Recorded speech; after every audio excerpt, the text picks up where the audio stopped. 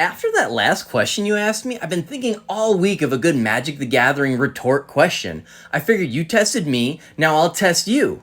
After seeing how easily everyone figured out that last question, I think I'm going to do just fine answering whatever question you'll have for me. Perhaps my question will be easy, so let me set up your board state. It's a pretty simple board state. You have a Sylvan Library in play, which reads, at the beginning of your draw step, you may draw 2 additional cards.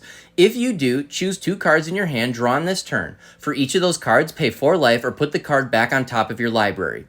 You also have the Necrobloom, which we only care about its second ability. Land cards in your graveyard have Dredge 2. Okay, seems simple enough, just 2 permanents to consider, a Sylvan Library and the Necrobloom. At the start of your draw step with both in play, Sylvan Library occurs, but instead of you drawing 2 additional cards, you choose to dredge 2 lands from your graveyard and then draw your final card as normal. What happens? So just a quick recap, make sure I have everything in order. Instead of drawing 2 cards, I dredge 2 lands to my hand and draw for turn.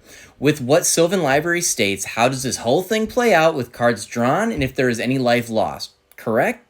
Yup, all I'm asking is, can this interaction occur? How much life to pay for Sylvan Library, if any? Or what cards go back on top of your library? Sylvan Library always provides fun and interesting interactions due to its effect. Plus, adding the new card, the Necrobloom from Modern Horizons 3, I figured this would be a fun little question to give back. Post your answers in the comments, and I'll post the answer later this week.